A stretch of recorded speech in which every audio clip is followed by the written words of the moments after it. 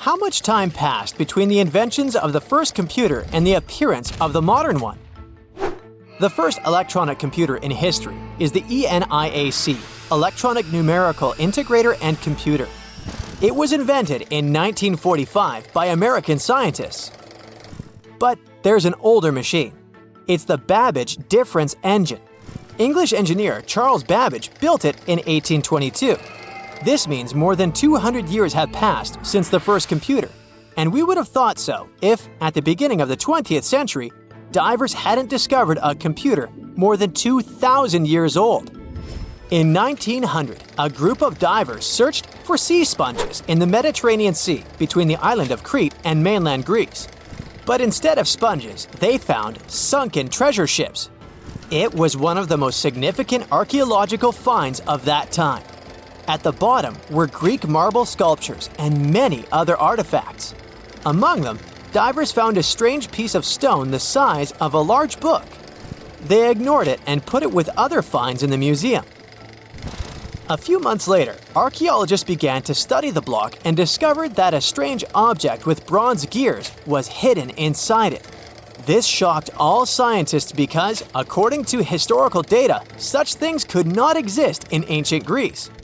The technologies of that time were not so developed.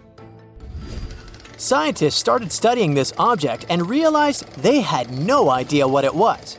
They called it the Antikythera mechanism, and they had been trying to unravel its purpose for over 100 years. The fragility of the object added complexity. It had been underwater for a millennia. Its internal instruments were damaged, and when scientists touched them, they fell apart. Over many years of research, the object has split into 82 fragments, becoming a real puzzle for scientists worldwide. They found out that it was a machine designed for astronomical calculations. With the help of X-rays, computer tomography, and virtual modeling, people could partially recreate the image of the mechanism. It was a complex structure consisting of 30 rotating gears that turned the dial. The whole mechanism was set in motion with a hand crank. All this was necessary for the ancient Greeks to track the positions of the moon and the sun and calculate the time of eclipses and the Olympic Games. It's as if Silicon Valley was in ancient Greece and the best minds united to create a revolutionary startup. The Antikythera mechanism showed that people in the distant past had excellent knowledge of astronomy and technologies for studying the starry sky. Considering that time, it was not just a machine, but a supercomputer. People entered data into it and got the result after the complex calculations it performed. In 2016, scientists found an inscription on the device containing more than 3,000 symbols. It was something like a manual for use. The text had information about eclipse colors, celestial body movement, and astrological predictions. It was like a reference list of all the events that happened to the planets in the sky. The Greeks realized that all astronomical bodies in the starry sky moved along the same routes. That is, they had orbits close to the plane of motion of our planet around the sun. Ancient astronomers couldn't calculate the path of their movement, so they created the Antikythera mechanism. This was one of its main functions. The researchers found confirmation of this version in the words of the Roman lawyer Cicero. In one of his quotes, there was a mention of a computing machine created by mathematician Archimedes. According to Cicero, the machine could depict the movement of 5 stars called wanderers. At that time, people called celestial bodies that way. Archimedes had lived before the Antikythera mechanism was invented, but perhaps he created the drawings that became the basis of the device. The mechanism worked, and when you turned the handle on it, it rotated the gears in the front and rear parts of the device. And then, the dial showed you the direction of movement of space objects. Besides, the machine had an astronomical calendar inside and tracked the time of sporting events, such as the Olympic Games, and also helped to calculate the exact time of the eclipse. Apparently, the Antikythera mechanism was something like a powerful organizer used by scientists or wealthy citizens of Greece. But what is most unusual is that its creator probably installed the function that changed the observation properties depending on the observer's location. This means that ancient astronomers had to enter different coordinates in different areas for the correct result. NASA computers can do all these things today. These expensive multi-million-dollar devices work with electricity, chips, processors, and thousands of other things. And the ancient Greeks achieved the same result 2,000 years ago with the help of this small device. This changes the idea of the technologies of ancient Greece. People of that time had plumbing and used steam to control some equipment. They were developed, but no one expected them to go so far. Archaeologists were sure that people of ancient times used giant rough gears to operate windmills. And now, it turns out that they could create small and complex mechanisms that modern scientists couldn't figure out for 100 years. Divers continue to study the seabed where the Antikythera mechanism was found. They have already found other items, such as nails from the ship and a bronze ring. Such underwater excavations are dangerous and complicated, so the research takes a long time. Experts think that the Antikythera mechanism was not a single copy. Perhaps the ancient Greeks made the same or similar machines. Maybe they're hidden somewhere or were melted down to create something else. In those days, bronze was a costly metal, so when ancient astronomical computers broke down, people could melt them and sell the metal. Some researchers refer to the Antikythera mechanism as the ancient prototype of all modern devices. Phones, computers, and tablets have something in common with this machine.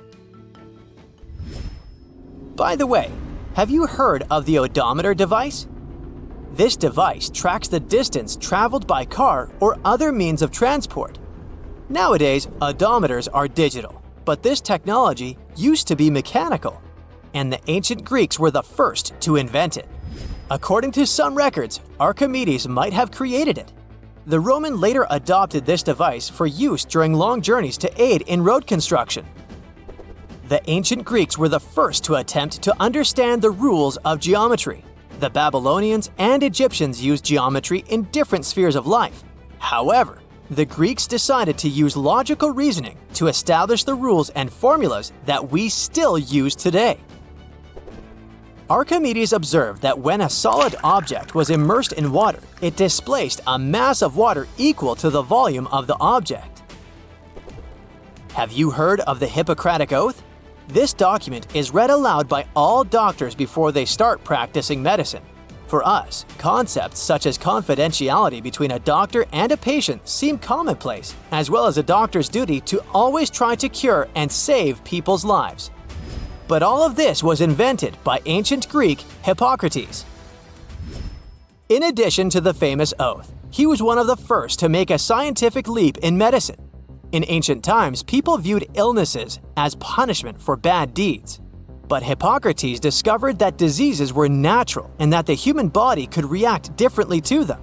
This may seem obvious now, but the ancient Greeks reached this conclusion in 460 BCE. Aristotle was the first to suggest that our planet is a sphere, and thanks to him, we enjoy movies, TV series, and performances. The ancient Greeks invented theater in the form we know it today. Aristotle wrote the first rules of drama in history, which guide directors and screenwriters on how to keep the viewer's attention. Greek writers created plays in various genres, including tragedies, satires, and comedies. All of this contributed to the formation of Western culture, and that's why many directors enjoy staging ancient plays. And this is only a small part of what the Greeks invented. Therefore, it's quite logical that they were able to create the Antikythera mechanism. Night enveloped the desert above Heraklion. A group of archaeologists moved through the labyrinth of sunken ruins, illuminating their path with powerful flashlights. Suddenly, one of the researchers, Dr. Martin Hale, stopped in front of a temple wall. He carefully brushed away a layer of sand and discovered a strange bas-relief. A woman holding a creature with an unusually elongated head and enormous eyes. This can't just be a stylized depiction of an infant. whispered his colleague, Alice Carter. The Paracas skulls in Peru have similar shapes. Could this be evidence of hybrids? The question remained unanswered, but the mystery of Heracleion continued to intrigue scientists. Theories ranged from ancient cults to contacts with extraterrestrial civilizations. However, biologists established that elongated skulls could be the result of artificial cranial deformation, a practice common in ancient times. No DNA analysis has shown traces of non-human genetics. Meanwhile, in another part of the solar system, the Viking 1 probe transmitted an image to Earth of a rock formation on Mars resembling a human face. The photograph instantly became a sensation, fueling conspiracy theories. "It's just pareidolia," astronomers stated. "The human brain is wired to recognize familiar shapes in random forms." Decades later, when NASA sent more advanced spacecraft, images confirmed that the face on Mars was merely an ordinary hill, with shadows creating the illusion of facial features. However, proponents of the ancient Martian civilization theory insist that the truth is being concealed. No less mysterious are the artifacts of the Maya civilization. Their bas-reliefs depicting beings resembling astronauts, their complex astronomical calculations, and myths of gods descending from the heavens suggest possible contact with extraterrestrials. Some researchers associate Kukulkan, the feathered serpent god, with alien beings. However, historians remind us that such imagery appears in many cultures and may carry purely symbolic meaning.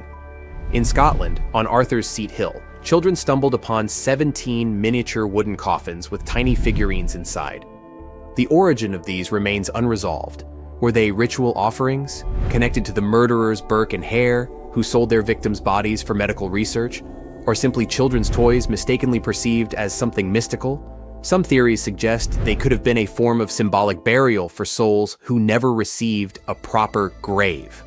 Others believe they were connected to an ancient superstition meant to ward off evil spirits. Another hypothesis suggests they were linked to an old Scottish practice of making talismans for protection against supernatural forces. The Antikythera mechanism found off the coast of Greece is another ancient enigma. This intricate device, over 2,000 years old, turned out to be an astronomical calculator ahead of its time. Studies revealed that the mechanism was used to calculate planetary movements and eclipses, proving the advanced knowledge of ancient Greek science. Many researchers now believe that similar devices might have existed, but no other examples have been discovered. Recent images from the Perseverance rover uncovered mysterious square structures on Mars. Geologists attribute them to natural crystallization and erosion processes, but UFO enthusiasts are convinced they are ruins of ancient constructions. The formations bear a striking resemblance to rectangular patterns seen in some ancient Earth structures, further fueling debates about potential past life on the Red Planet. In Germany, during excavations near Marburg Castle, students discovered a pocket sundial. The miniature device, several centuries old, amazed researchers with its precision and craftsmanship. Who owned it? Was it part of monastic heritage, used for prayers on a strict schedule? Experts believe that such sundials were rare and expensive, likely belonging to high-ranking individuals or scholars deeply engaged in astronomy and mathematics.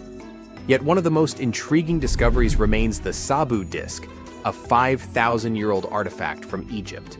Its purpose remains debated. Some believe it was a ritual object, while others think it had a technical function, possibly part of an ancient machine. Some engineers speculate that its shape suggests it could have been part of a primitive flywheel or a component of an unknown mechanism. Certain studies suggest it could have been related to liquid movement or even served as a part of a lost mechanical system. Despite extensive research, its true function remains an enigma, adding to the ongoing fascination with the technological capabilities of early civilizations. The world is full of mysteries. Every solved enigma raises new questions. Were these artifacts merely the result of human ingenuity, or evidence of contact with forces we have yet to understand? As new discoveries emerge, the past continues to challenge our understanding, reminding us that history holds secrets waiting to be uncovered. An ancient computer stood dormant underwater for thousands of years. When it was first discovered in the early 1900s, people confused it with a boring lump of metal and wood. But once it was properly studied, The Antikythera mechanism shook up what we knew of the ancient Greeks and their knowledge of astronomy. Is it really a computer? Depends on what you consider one to be. We know that the first mechanical device of this kind was designed in 1822 and could only help with simple calculation. The Antikythera mechanism also doesn't have a keyboard or screen. It's made out of 3 bronze pieces featuring intricate designs, gears that resemble those of a clock, and a ring with degrees, similar to a protractor. No other similar devices can be traced so far back in time. X-rays needed to be invented before scientists could figure out this device. They soon learned that the Antikythera mechanism was probably used to track stars and planets. Here's how it worked. Inside its wooden case were lots of tiny gears. They weren't for telling time, but rather for predicting astronomical events. It gave the user unique knowledge of where every planet, the Sun, and the Moon would be at any given time. By turning a button, it was set in motion, and it would show how the celestial bodies moved. One of its biggest mysteries is those planetary pointers. It's common knowledge these days that planets owe their specific movements because they're orbiting the Sun for the most part. Some believe the Greeks back then weren't that advanced with their astronomy to know this. A few ancient Greek scholars proposed the idea of the Sun being at the center of the known universe, but it wasn't a widely accepted theory. The reason why is simple. If the Earth was spinning on its axis and revolving around the Sun, why can't we feel it move? Some parts of the Antikythera mechanism may still be at the bottom of the sea, while others may be lost forever. So we may never know the truth about its purpose. The official story about the first battery? That it was invented somewhere around the 1800s. It was made of interlaying copper and zinc discs that had a piece of cloth between them, dipped in a special chemical concoction that conducts electricity. Some archaeologists claim they've uncovered a battery 10 times older, called the Battery of Baghdad. So it could be that the technology for inventing batteries was hiding under our noses. At first glance, the ancient Battery of Baghdad looks like a random clay pot. What makes it special is its composition, a set of weirdly nested artifacts. Inside this pot was a copper cylinder, enveloping an iron rod. The rod would have poked through the jar's lid. The artist and archaeologist who found this unusual device never left a detailed account of where, when, or how he stumbled upon it. But the widely accepted theory is that the object was unearthed in what's now known as Baghdad in Iraq. Another thing most specialists can agree on is that it can be traced back to the ancient city of Ctesiphon. Its exact age, though, remains a mystery. Some say it's over 2,000 years old. Others say it's a mere 1,400 years old. Even at the later end of the spectrum, it still significantly predates the first electric battery that's just a couple of centuries old. Since there's no official record accompanying the artifact, there's a chance we'll never know what its purpose was. So where did this idea of it being a battery come from? It all has to do with those 2 metals found inside with differing electropotentials, which is a key component of batteries. There's also evidence suggesting that the jar once held an ionic solution, acting as an electrolyte, the substance needed in batteries to carry the electric current. Tests on the jar's corrosion hint that it may have contained substances similar to vinegar. Even if we agree that it's an ancient battery, this artifact could have only generated a mere volt or so. But the ancient humans didn't have TVs or dishwashers, so what did they need a battery for? A lot of theories came up. Throughout history, civilizations have explored the applications of electricity in medicine. For instance, the ancient Greeks found relief from pain by placing electric fish on their feet. Ow! Another intriguing idea says such batteries were placed inside statues to create a buzzing effect, adding a mystical dimension to spiritual practices. There was even an idea that suggested the battery was used in gilding, the process of coating one metal with another. This method was used by jewelers back in the day. If it wasn't used for providing electricity, the Baghdad battery was probably a container for special scrolls. Then the iron rod would have been the core for the scroll, wrapped around it before being placed inside the copper tube. In other parts of the world, it's a little coin that seems to have time-traveled. In 1957, an interesting piece of metal was discovered in Maine by an amateur archaeologist. At first, he believed it was just a basic English coin from the 1100s. Years went by before the coin was properly studied, until 1978, when a local magazine decided to feature the coin in an article titled, "Were the English the First to Discover America?" A coin expert from London took one look and knew something was off. The coin didn't look English at all, but rather like a Norse penny, dating back to the late 11th century. How did a Viking coin end up in Maine? A Norwegian coin expert then paid a visit to the Maine State Museum to inspect the artifact up close, and confirmed its authenticity. How it got there remains a mystery. Some speculate that it traveled through trade routes, exchanging hands until it wound up in Maine. Others think it might have been part of a larger Viking settlement that we've yet to uncover. But then there are the skeptics who think there's something fishy. That initial amateur that discovered the coin had some connections that could have helped him get his hands on a Norse penny. Plus, around the same time, there was a whole bunch of Viking-related hoaxes floating around. The idea of Vikings cruising around America isn't entirely new, though. Icelandic sagas have hinted at it for centuries. But it wasn't until the discovery of an archaeological site in Newfoundland that people started taking it seriously. It still doesn't confirm if the penny was legit or not. The city of Rockwall in Texas is famous for its live music and family-friendly vibe. But it got its name from a curious rock formation still shrouded in mystery. Beneath the city's surface lies a series of hard mineral stones stacked in a way that resembles a massive wall of rocks. For more than a century and a half, people have pondered the origins of this mysterious structure. Could it be the handiwork of ancient humans, left behind as a testament to their ingenuity? Or is it simply a natural phenomenon shaped by the forces of geology over millions of years? The formation has been spotted in over 10 different locations around the city, stretching both above and below ground. In their quest for answers, scientists have conducted various tests on the rocks that make up the wall. One geologist suggested back in 1901 that the formation was just a naturally occurring sandstone dike. Subsequent studies have supported this idea, with experts from the University of Texas at Dallas confirming that the rocks formed over millions of years through the deposition and hardening of sediment. Despite the scientific consensus, there are still those who believe there's more to the Rockwall Formation. Tales of steps, archways, and even corridors have circulated for decades, supported by old newspaper reports and local folklore. Some claim to have seen strange markings on the rocks, while others speak of mysterious metal objects embedded in them.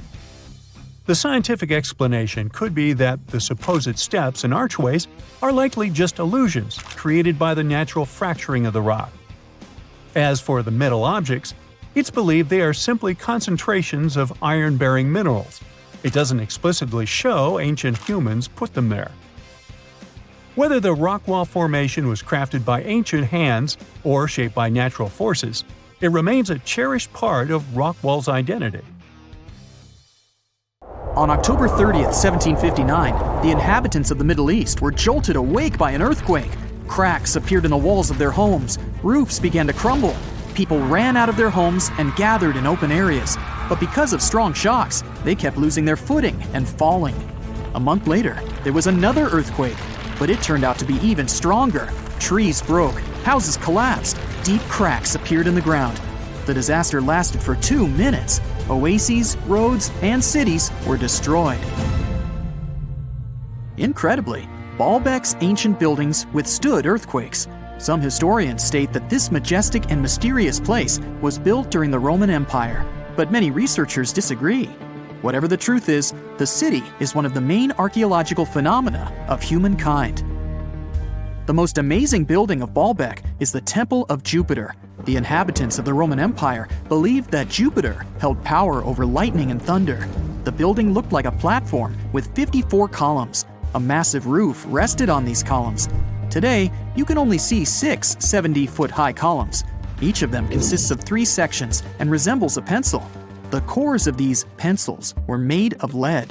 This made the columns exceptionally strong. Each of these pieces of stone weighed an incredible 80 tons. That's the weight of 35 Ford Explorer SUVs. Look, this is the largest block in the Great Pyramid of Giza. But compared to the blocks from Baalbek, it doesn't even look that impressive. The foundation under the Temple of Jupiter was preserved. That's how specialists figured out it consisted of about 25 monolithic stones, weighing 450 tons each.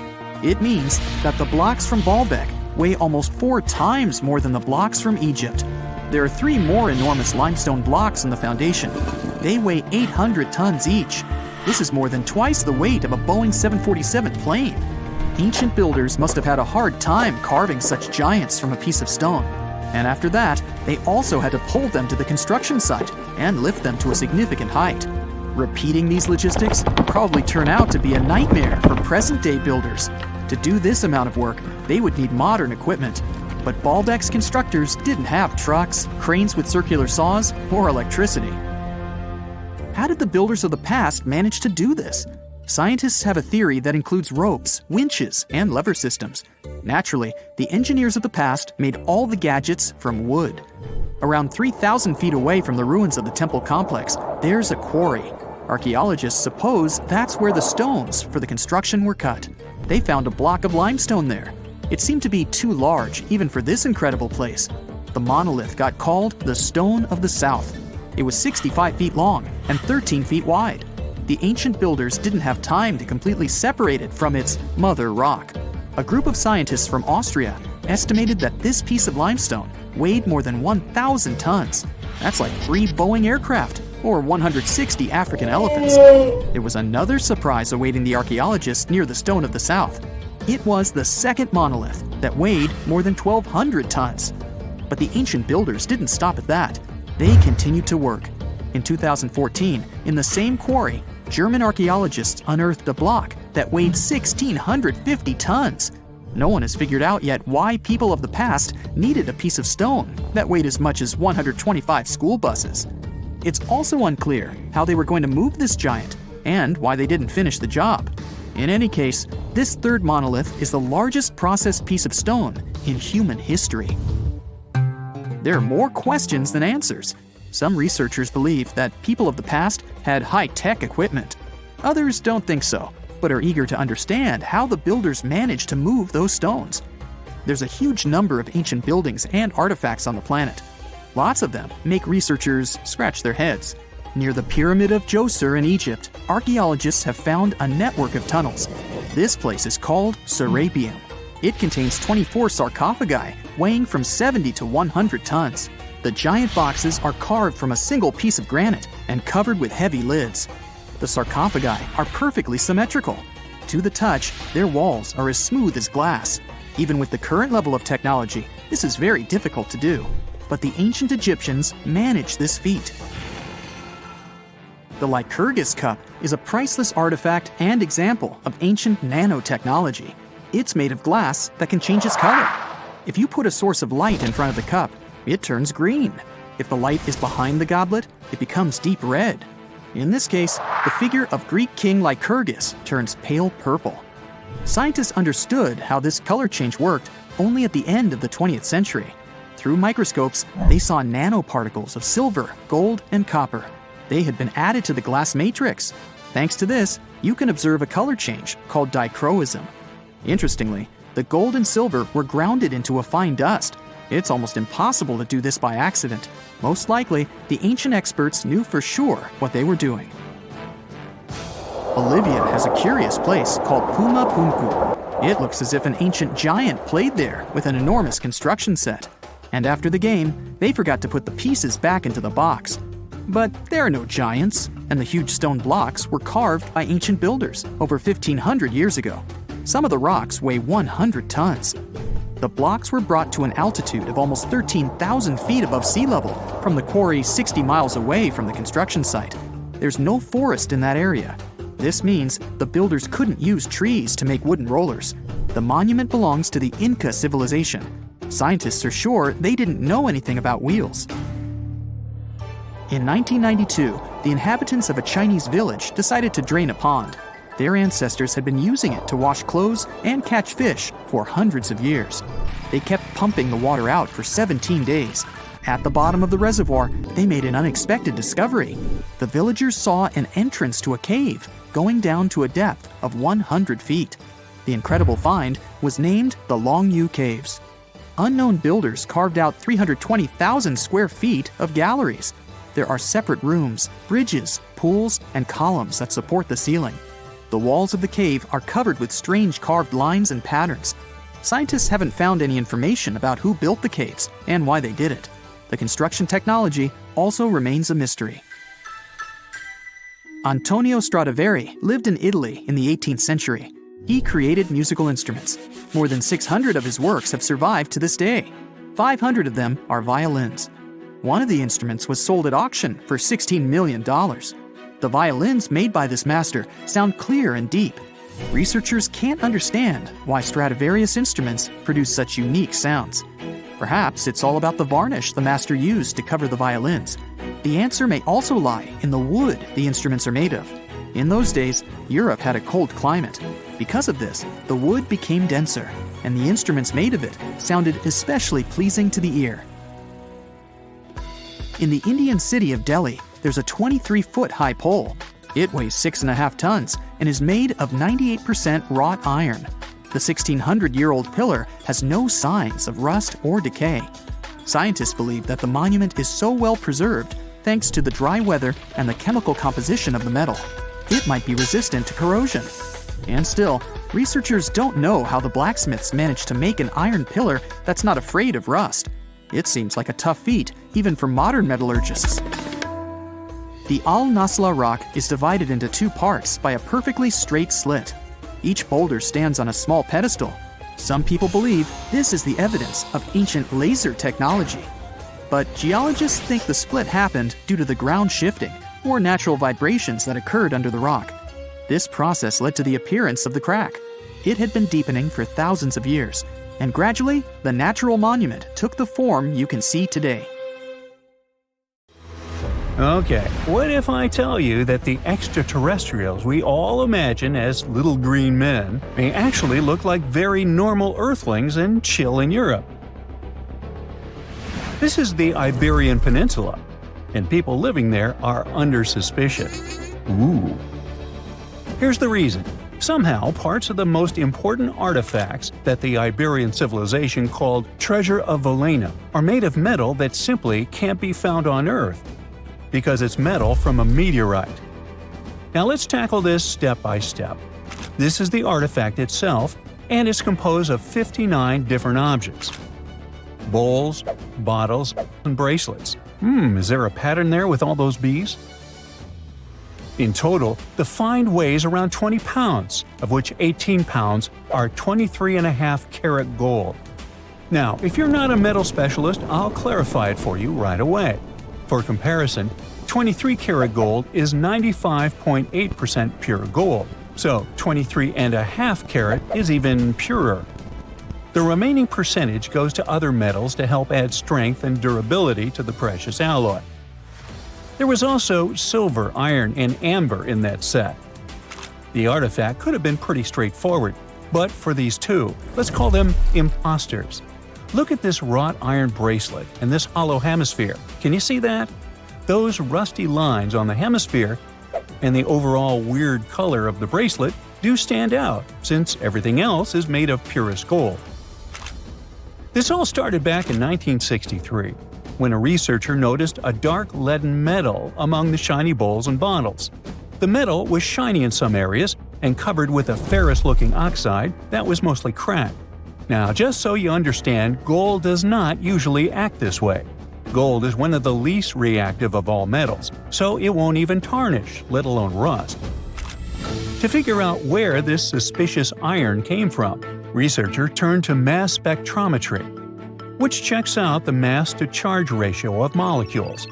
Their findings showed that the nickel in the iron is similar to that found in meteoritic iron. Simply put, The bracelet and the hemisphere are of extraterrestrial origin. Ooh.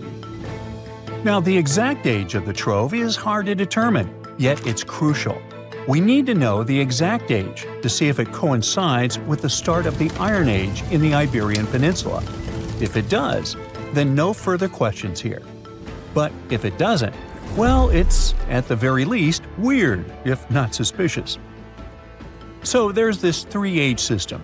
It comprises the Stone Age, then the Bronze Age, and then the Iron Age.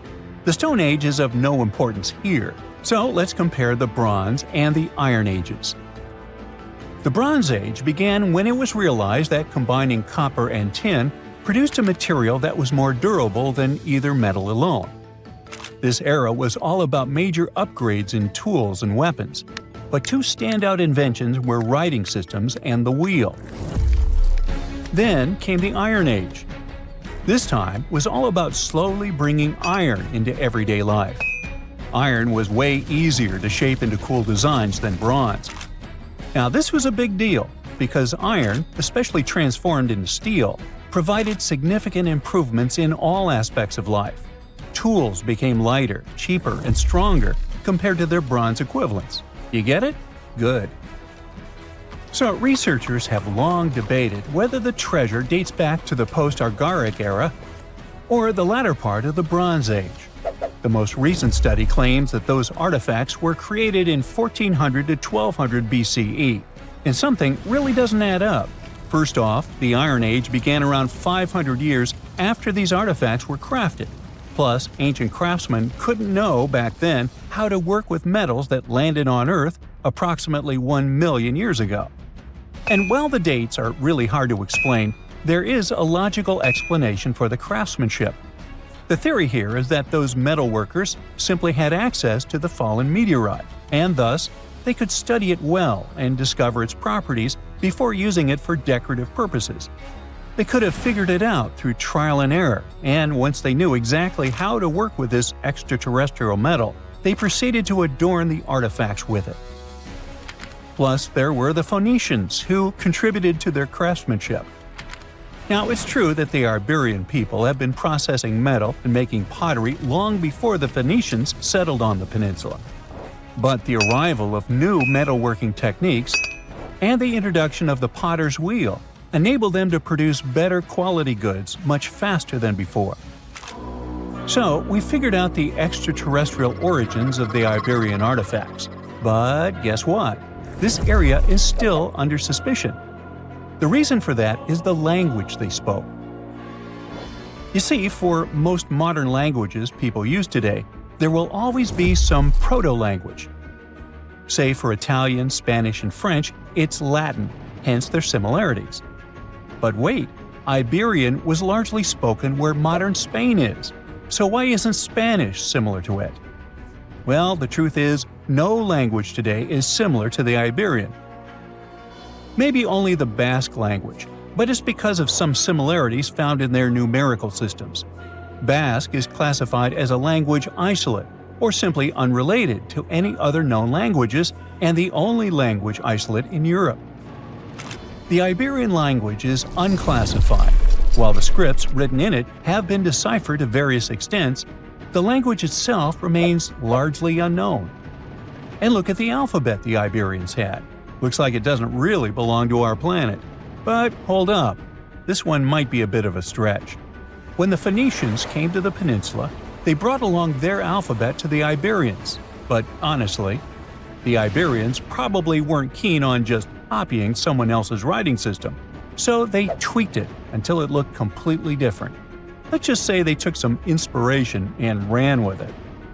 While linguists can guess to some extent how most characters sounded, actually translating the language is still completely impossible.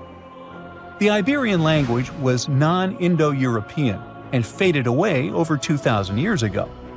And there aren't any similar languages left to help us out.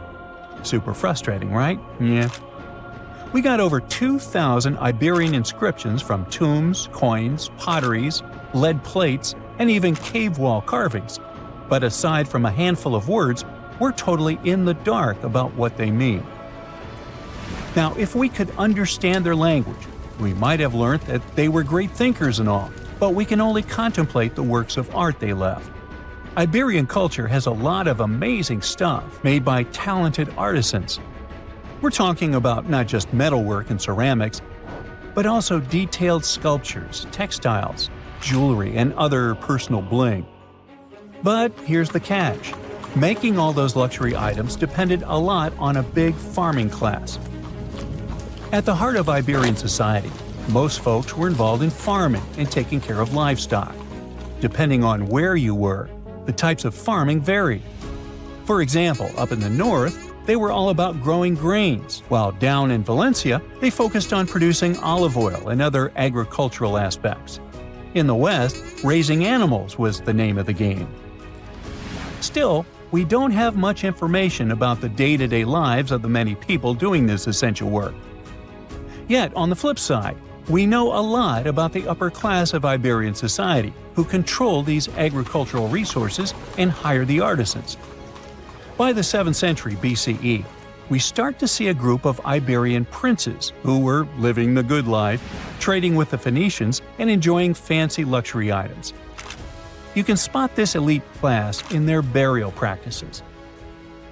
Cremation was the go-to method for funerals among the Iberians, and wealthy individuals were often found in cemeteries with all sorts of lavish goods and funerary sculptures that give us a peek into the fashion and hairstyles of the rich. Interestingly, starting in the 6th century BCE, there was a noticeable drop in the number of recognizable burials, which suggests that these elaborate funeral customs became more exclusive to a small elite. Meanwhile, the fate of the majority, farmers, artisans, soldiers, and laborers, who made up a big chunk of the population, remains a bit of a mystery. It used to be a pretty advanced civilization, but it vanished without a trace. Researchers think it could have been due to some massive earthquake, but so far, we don't know for sure. In 1925, magazine publisher Hugo Gernsback created the Isolator, a bizarre-looking helmet for people who need to concentrate properly. Its first version was made using wood and felt. But Gernsback wasn't satisfied since it didn't block all the external sounds as well as he had hoped. Then, he redesigned the device, removing the wood and adding glass so users could see through it. But a problem emerged. The helmet could only be worn for about 15 minutes at a time before the user became drowsy. 38 years later, Gernsback presented the Tell-Eye glasses, a handy, pocket-sized portable TV set. You might find them funny-looking, but to be honest, today's VR goggles are only slightly less geeky. The Tell-Eye glasses weighed about 5 ounces and were built around small cathode ray tubes that ran on low-voltage current from tiny batteries. The device had a separate screen for each eye, which meant it could display stereoscopic images, working pretty much like 3D glasses. Gernsback promised that users faced no danger of being electrocuted, but, well, people didn't take his word for granted. Meet the beauty micrometer, also known as the beauty calibrator. This 1930s technology definitely looks like a clockwork orange device, but it was actually designed to enhance people's beauty. The specialist placed this thing around a person's head, and the flexible metal strips helped calculate facial measurements with great precision. The inventor was particularly focused on 2 measurements. The heights of the nose and forehead should be the same, and the eyes should be separated by the width of one eye. If the beauty micrometer spotted an imperfection, they suggested using makeup to correct the situation. So this device was supposed to be a big deal for actresses and actors working in the movie industry, but it was a flop, and it definitely didn't become a nationwide craze. Sheet masks are all about aesthetics nowadays, but they were way more bizarre looking in the past. Take this ice mask created in the 40s by the legendary Max Factor Jr., who basically invented makeup for movie stars. He hoped that actresses would go to great lengths to get a mask like this to reduce facial puffiness, but that really never happened. Some people find those dimples around a smile to be the most charming and attractive thing ever. So, an inventor came up with the dimple maker back in 1936, which basically looks like some medieval dental equipment. The instructions were pretty simple.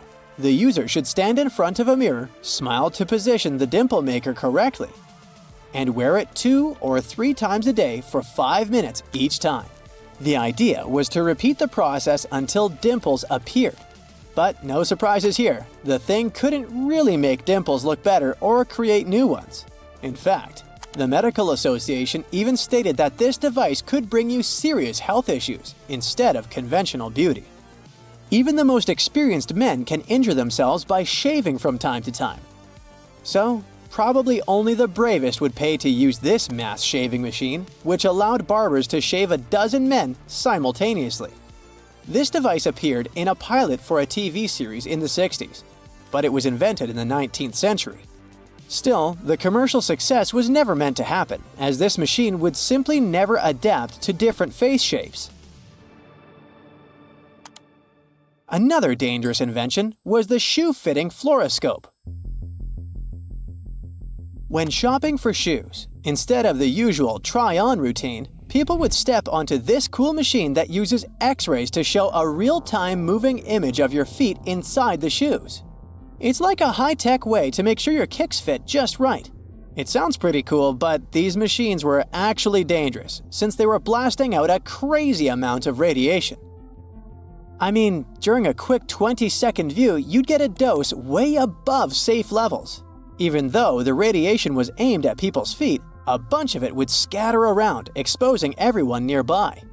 So, salespeople who spent hours around these things were getting a whole year's worth of radiation in just 2 hours.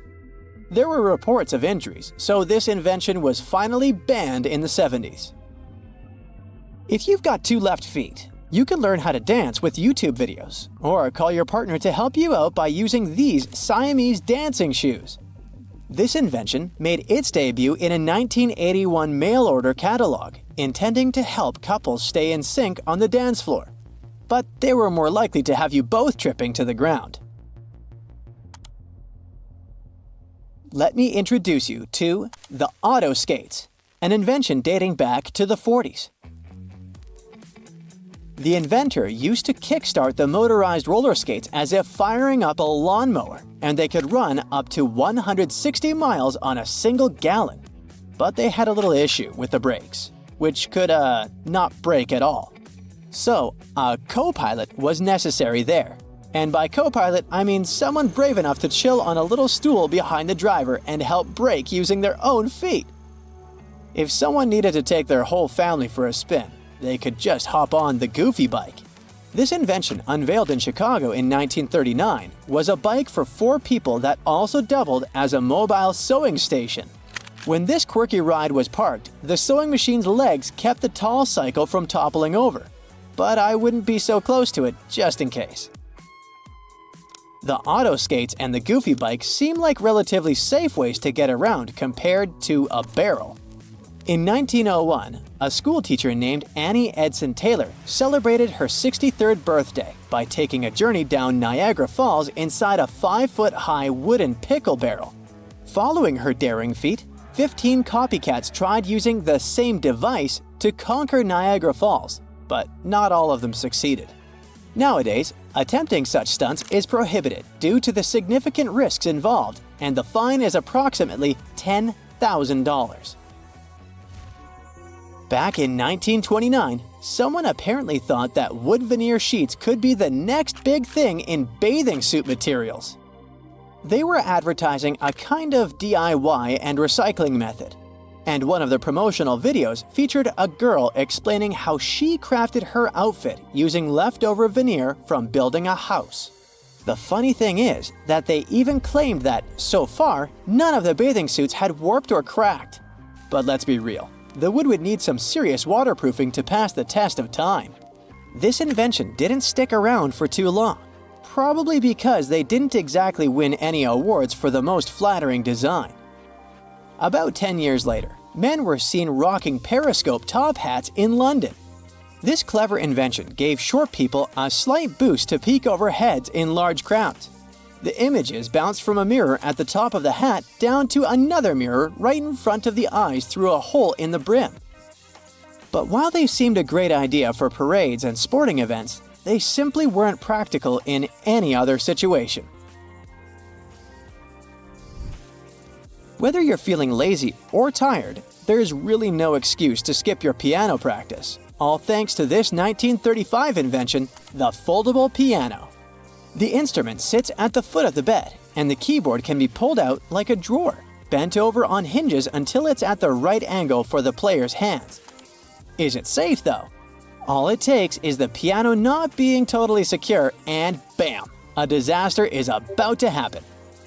Let's say the well-being of kids wasn't exactly a top concern for the minds behind the Mercury maze. This 1978 invention was a handheld game where kids were supposed to rotate it and tilt the puzzle to guide a silver blob of mercury along a path to the center of the maze. Yes, we're referring to the toxic and health hazardous mercury in a kid's toy. What could possibly go wrong?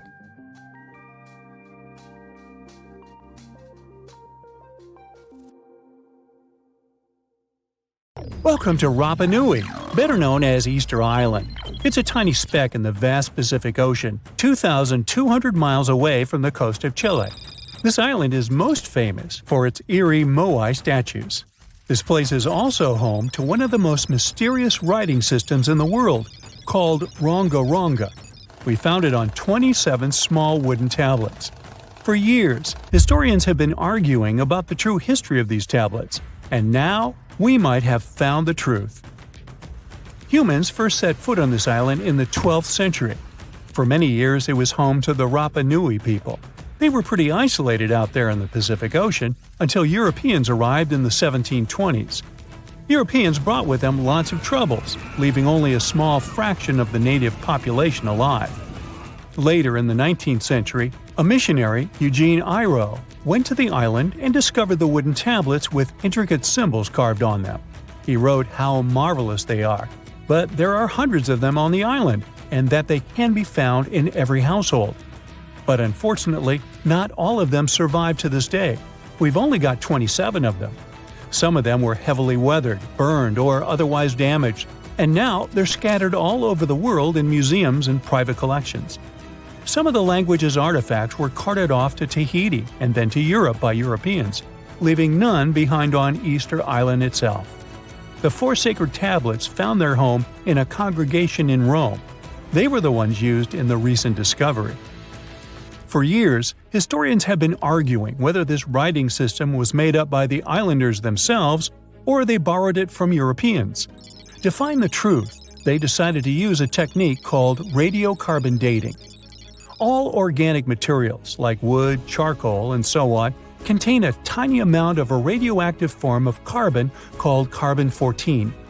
When life comes to an end, things stop taking in carbon-14, and the amount they had starts to decay over time. By measuring how much carbon-14 is left in a sample, we can assume how old this sample is.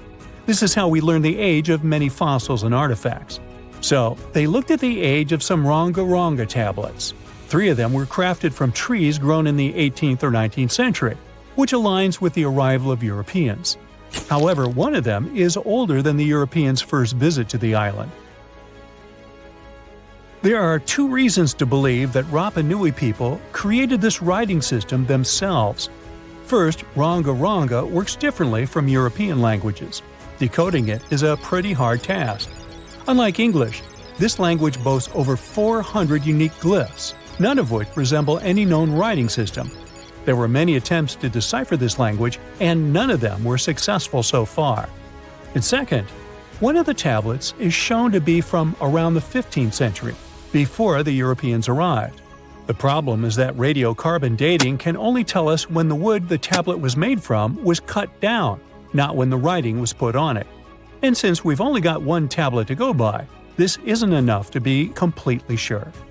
On the other hand, why and where would they preserve cut wood for over 200 years just to grab it and write something on it one day? But anthropologists and historians say that it's possible. Scarce wood resources might have led the islanders to reuse old driftwood, which could be centuries older than the writing itself. This is known as the old wood problem in archaeology. Plus, the tablet looks very preserved. It was maintained to protect it from wood-damaging insects, humidity, and so on. That's why it survived over the centuries. Whatever is written on it, it was probably important for the Rapa Nui people. Now, all of these are guesses and clues, but scientists are cautiously optimistic. They believe that ronga-ronga could be one of the rare instances of independent writing invention, like those of the Sumerians or the Egyptians. But we need more evidence. In the Rapa Nui language, rogo-rogo means to recite or to declaim. Not everyone could write, only a select few. Probably only the elite of Easter Island, mostly men, knew and could read this written language. After colonization, none of them survived. So now we have to rack our brains trying to figure out what's written here. First, scholars can't agree on what type of script it is. We aren't even sure that this was their language. But even if it was, we don't know whether it's a primitive form of writing or a fully developed system. In the 1990s, a linguist, Stephen Roger Fisher, believed he might have cracked the code of ronga-ronga structure. His idea was that these tablets conveyed cosmogonies. Cosmogonies are stories or narratives that explain how the universe was created and how natural phenomena came to be. They often come from ancient traditions and cultures, like those found in East Polynesia. The tablets could have talked about things like how the world began, where everything came from, and how different aspects of nature, like the stars or the mountains, were formed. This would also explain why only the wise elite could write. Fisher thought that ronga-ronga is a mix of logographic and semasiographic systems, which means that some symbols represent spoken words, while others represent ideas or concepts. But deciphering them would be very hard because it requires extensive memory and knowing context, because the symbols are more like hints than complete expressions. However, other language experts disagreed with his ideas, saying there were problems with how he put together his theory. Unfortunately, Fisher couldn't prove this hypothesis. Maybe these are just drawings. If we look at the tablets, there are some things that look recognizable: people, animals, plants, and geometric shapes. There are some birds. One of them looks like a frigate bird, which Rapa Nui people associate with the deity Maki Maki.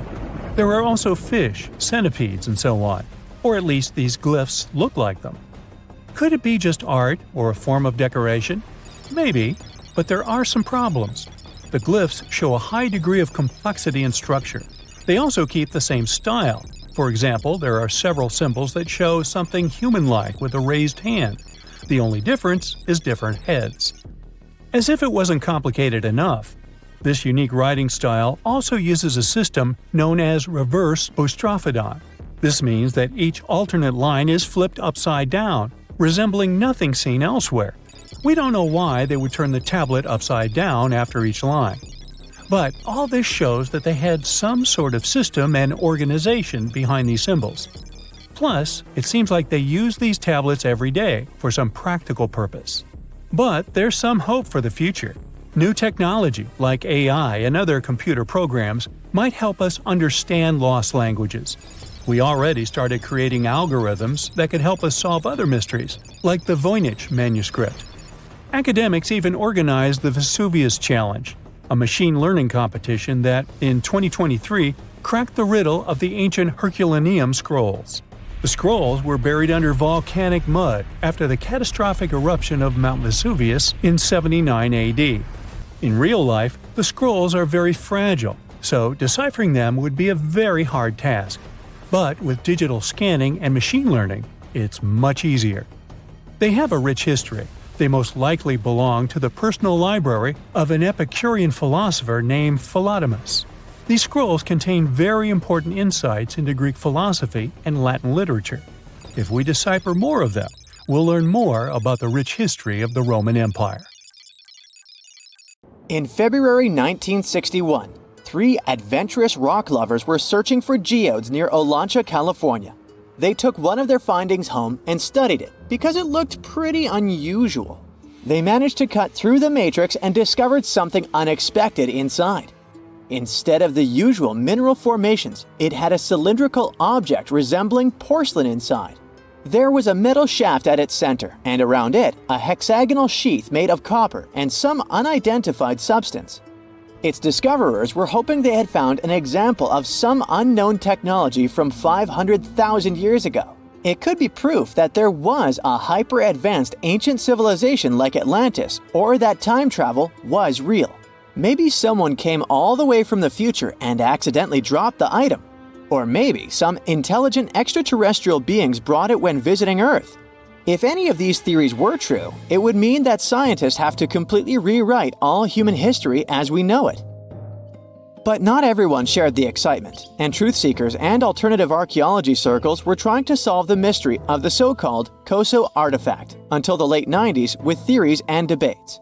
Then a group of skeptics took images and x-rays of the discovery and showed them to spark plug collectors. They have identified the artifact as a spark plug with corroded metal components from the 1920s and not ancient technology at all. Almost 20 years later, one of the co-discoverers of the artifact agreed to take it for inspection at the University of Washington. They officially confirmed it was a 1920s-era champion spark plug. And the stone matrix containing the artifact wasn't a geode, but a concretion. Those can form because of natural processes over decades or years, but not millennia.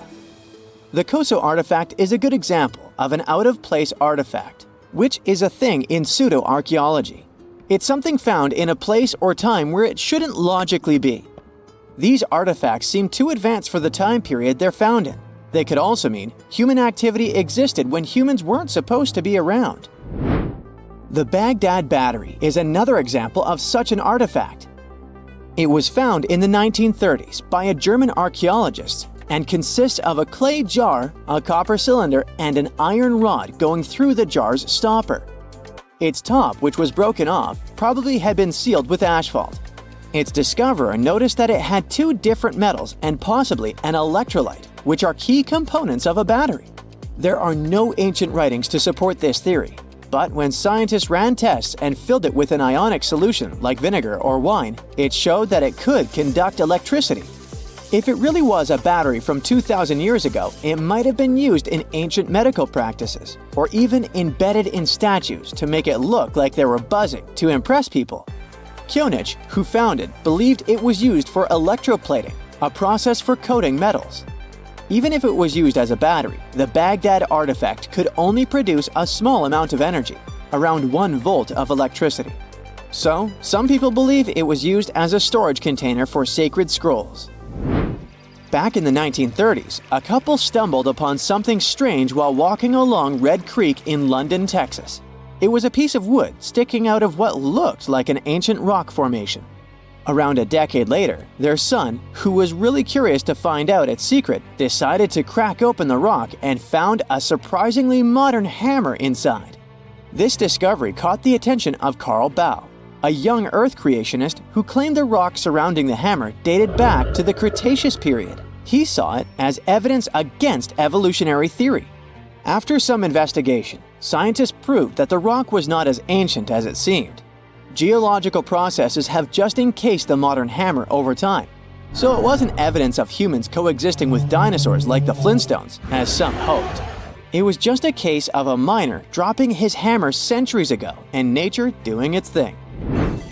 A Chinese archaeologist supposedly stumbled upon some caves that seemed to serve as a burial ground for small beings with big, oval heads. Alongside these remains, there was rock art depicting figures with round helmets, the sun, the moon, the earth, and stars connected by groups of pea-sized dots. They also found over 700 mysterious stone discs etched with spiral grooves. Things got even weirder when these discs were sent to a Chinese professor who claimed the grooves were actually written characters. According to his translation, the discs told the tale of Dropa visitors from another planet who had crashed their spaceship on Earth about 12,000 years ago and had tried to live among us until they were hunted down by locals. But there's no concrete evidence that any of this actually happened. The story was first published back in the 1960s in a couple of articles, but it all seemed a bit fishy. None of the people involved, the archaeologist, the professor, or even the university they supposedly worked at, seem to have left any trace in the records. And while there is a group in Tibet called the Dropka, they're fully human, not extraterrestrial visitors, and there's no solid proof that the Dropa stones exist at all.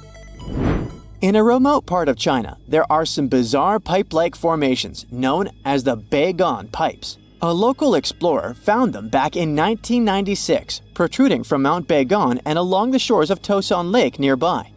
Some people thought they were the work of ancient guests from other planets. When samples of the pipe material were tested, they contained mostly common minerals, but there was a mysterious 8% of unknown stuff. Special testing revealed that these pipes had been there before humans. Chinese geologists later visited the site and suggested that these pipes were formed naturally over time. It could be sediment piling up in the fissures in the earth, or even fossilized tree roots from the area's lush past, but it's not certain. There's a mysterious terracotta head in Mexico with a hard-to-pronounce name, discovered back in the 1930s during a burial excavation. This head looked a lot like fancy Roman statues, so it wasn't clear what it was doing in Mexico. For some reason, the discoverer kept it secret for several decades. The head was found in a pyramid with 3 floors about 40 miles from Mexico City, alongside gold, copper, and pottery. Some argue that if this head really is many centuries old, it could mean the Romans or some other civilization had made it to Mesoamerica before Columbus did. There are also drift voyage theories mentioning a shipwreck after which some artifacts and survivors made it ashore. Some suggest that this figurine head was a little souvenir brought over by the Vikings. But there's no solid archaeological proof of the Vikings meeting the folks in Mesoamerica.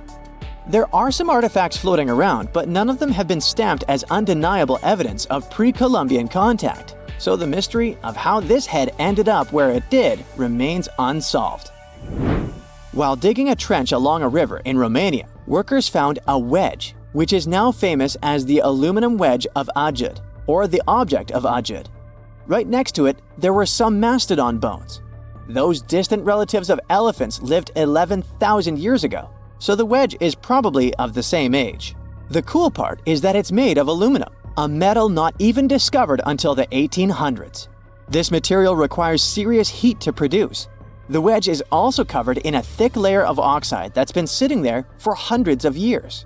Some folks believe this wedge must have crash-landed here on a spacecraft from some other planet. Some scientists think it's all a hoax, and others suppose it might be a human-made object with an unknown purpose. There you are, trekking across a desert on foot. It's hot, you're terribly thirsty, and now you gotta walk around this stupid wall. Wait, a wall in the middle of a sandy, lifeless nowhere? Exactly, a wall in the northern Saudi desert. Archaeologists have just made a super exciting discovery, and what they found was not just a single wall. No, it was a whole ancient walled city that might date back to 2400 BCE. They think this place was home to around 500 people and could have been used for 1,000 years. This discovery is groundbreaking. It means that the area could have been way more advanced than anyone expected. The city was well organized, with different zones for living, towers and strong walls for protection, and different sections for all kinds of daily life. This ancient city, now called Al-Natab, was basically an oasis town, and it's great since it can give us a peek into what life might have been like in this desert thousands of years ago. Apparently, they had clearly separated areas, like residential sections, a cemetery, farmland, and even a town center. This oasis city, found in the Khaybar area, is the first big organized settlement from the 2nd or 3rd millennium BCE that researchers have uncovered in northwestern Arabia. The first survey showed that this town, which covered about 6 acres, had several districts, including the residential area, the cemetery, and the legal one, with courts. The houses were set up in neat rows, all connected by small roads. Those streets kept the residential area separate from the rest of the town. Back then, most people in this region were nomadic herders, always moving around. But archaeologists have been sure that during the Bronze Age, northwest Arabia had small walled towns and oasis centers scattered across it. These connected oasis towns were unique, offering secure places for people to live, store goods, and trade.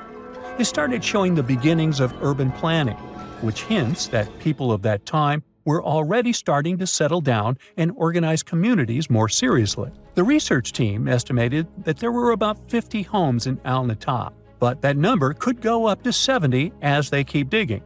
They think that a few hundred people lived there, and probably one of the coolest things is that some houses went up to 3 stories tall. Built on a slope near a couple of major trade routes, this city was set up in a prime spot. Now, one of the most impressive things about this place is its water supply. The oasis had springs and aquifers, which are underground water sources, and such conditions were perfect for farming. Those water sources meant residents could grow their own food, making the town self-sufficient. The outer walls probably helped control who could enter the town and get access to its resources. This settled way of life was an impressive shift from nomadic living to a more agro-pastoral lifestyle, which means a mix of farming and herding animals.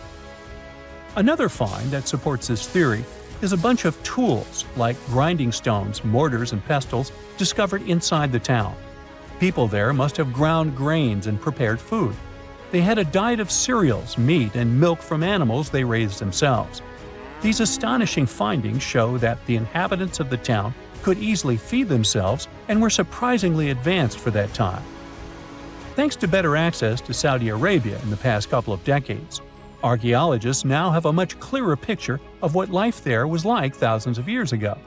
The most exciting thing is that Al-Natab might have been part of a whole network of similar fortified oasis towns spread across the region, and all of these connected sites could show us how trade routes and small settlements worked together at that time in that arid area.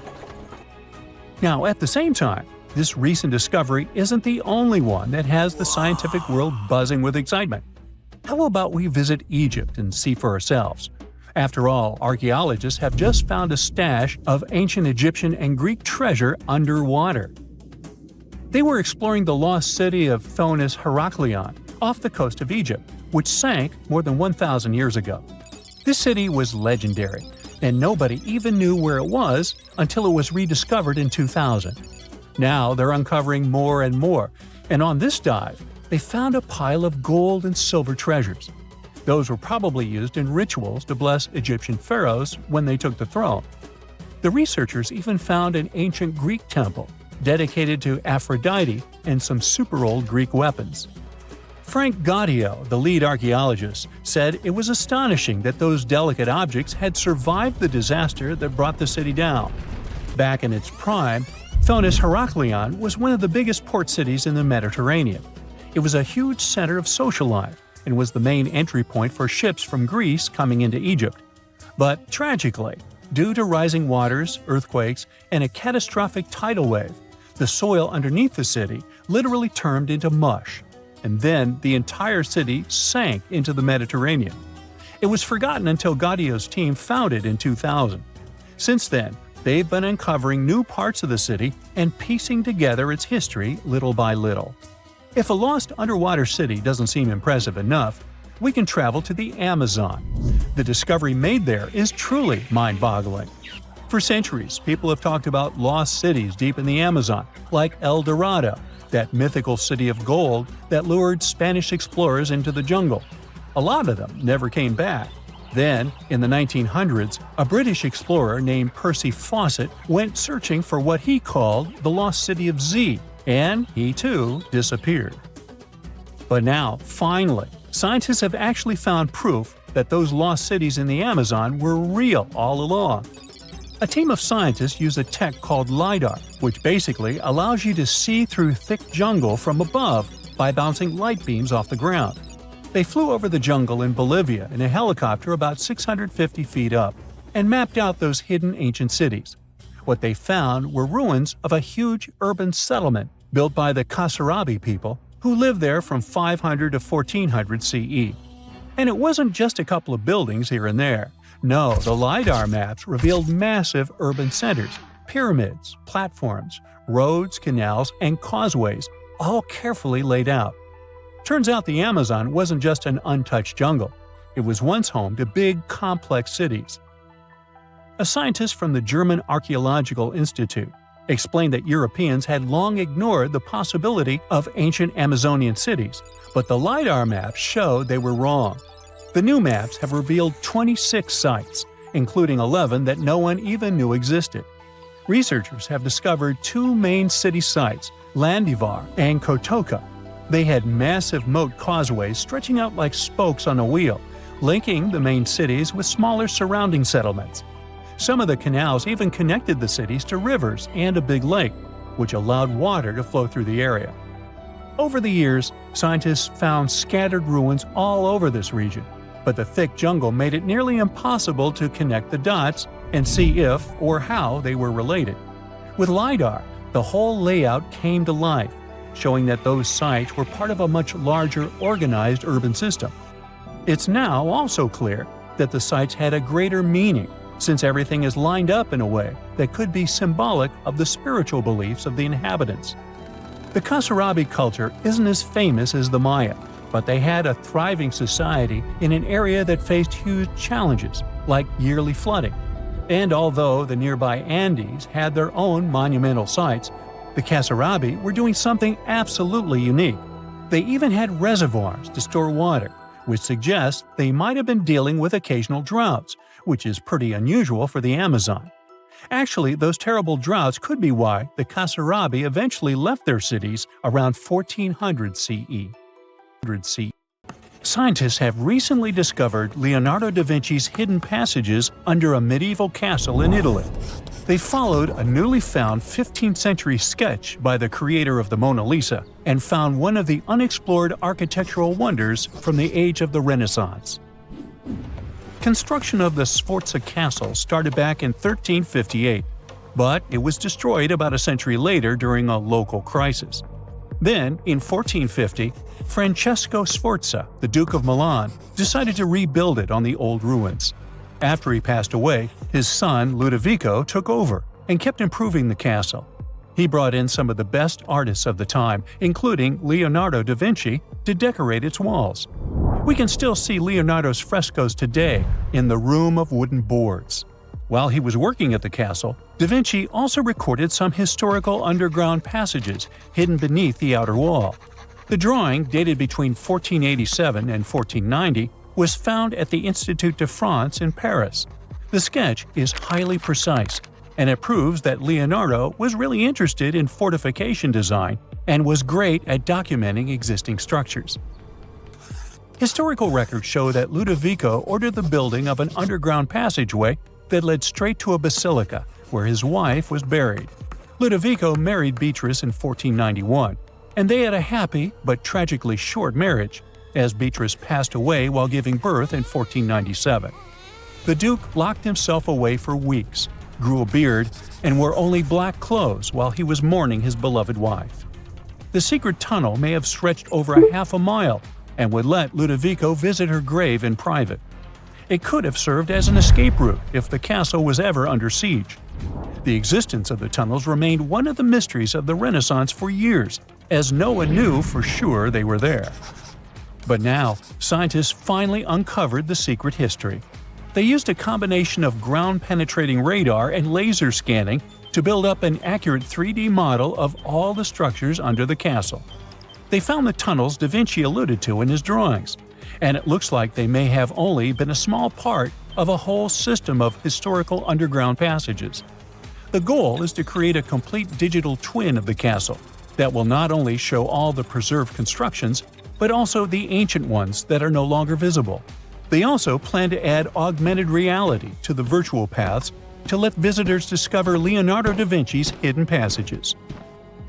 Now, we don't know if the genius actually took part in constructing the hidden passages that scientists recently discovered, but we do know about some other Leonardo da Vinci inventions. He created the first satellite-like map in 1502, long before photography or satellites were even a concept. A famous figure in Italy, Cesare Borgia, invited Leonardo to a small town called Imola, near Bologna, to create a highly detailed map for him. Back then, maps were not very precise, as no one had figured out how to show exact distances on a smaller scale. Instead, People spent a lot of time decorating them with dragons, roses, fancy castles, mountain ranges, flowers, and other artistic details. These maps look more like beautiful paintings meant to be displayed, rather than practical tools for navigation. But Cesare Borgia wanted something truly functional, and Leonardo managed to create something revolutionary in the field of cartography. If you compare satellite images of Imola today with Leonardo's map, the similarities are striking. He captured every alley, curve of the streets, roadways, and even the exact sizes of the buildings. And he did it all by hand, using just a pencil, ruler, compass, and several of his own clever inventions. To gather all the necessary data, the genius walked through the streets for weeks using a large wheel that spun as he moved, recording the distance with a cable. Using the magnetic compass, he determined precise directions. He also developed a tool called the bussola, which measured angles inside a circle.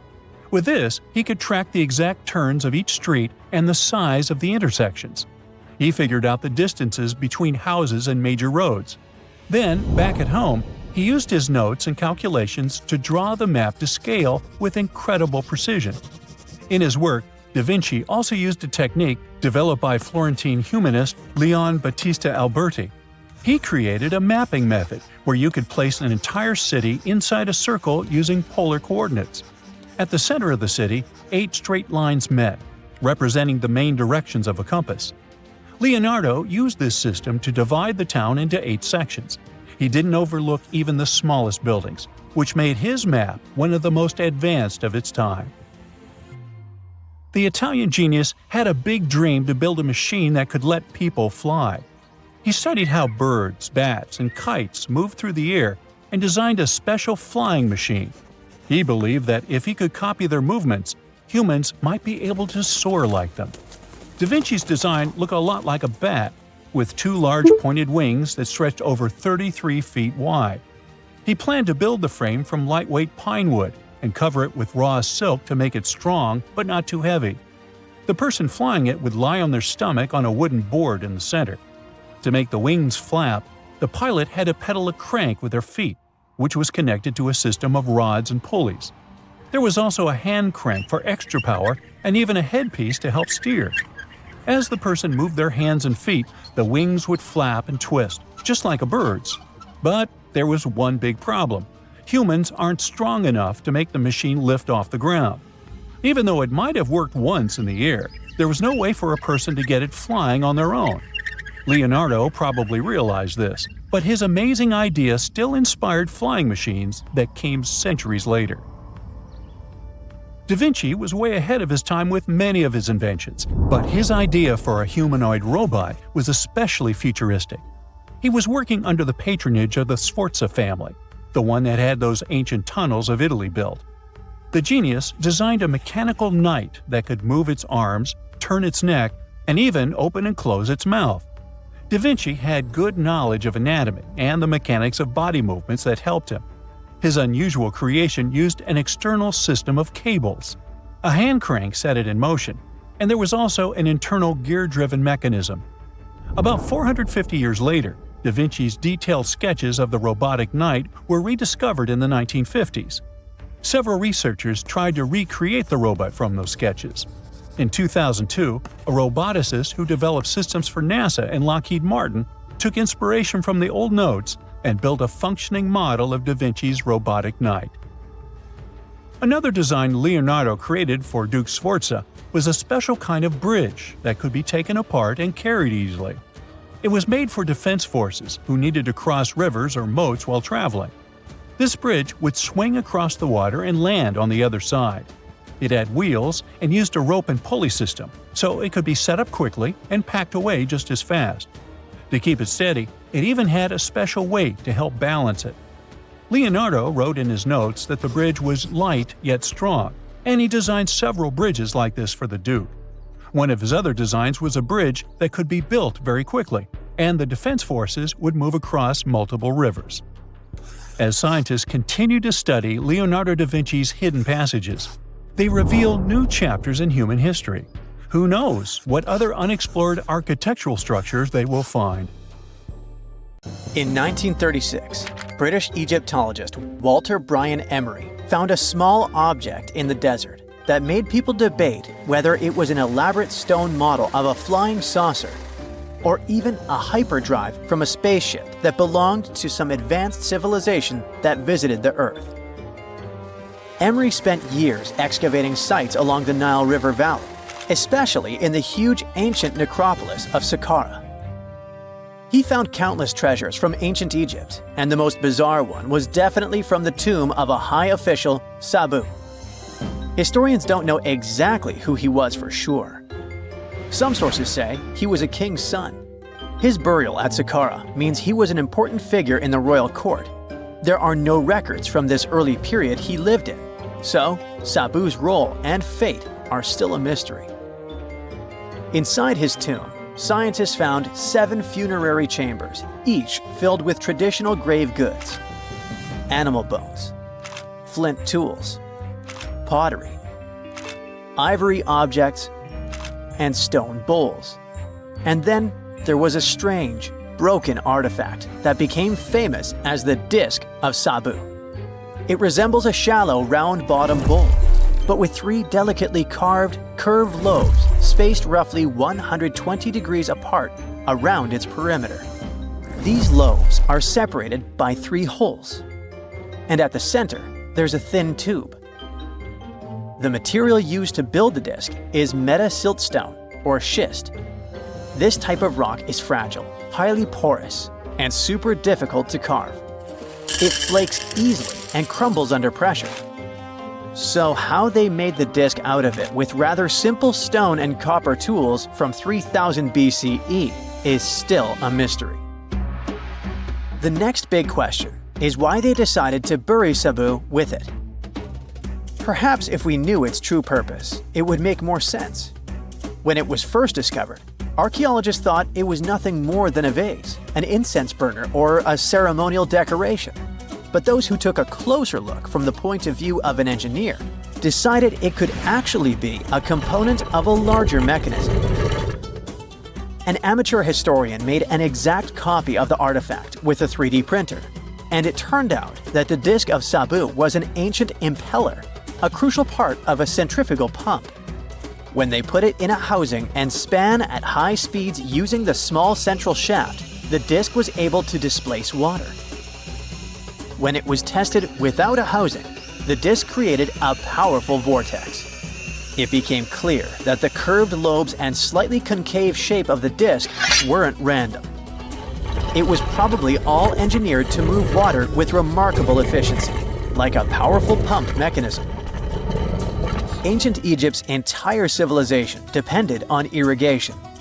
Later dynasties perfected basin irrigation and managed to control the rise and fall of the Nile to take the most from agriculture.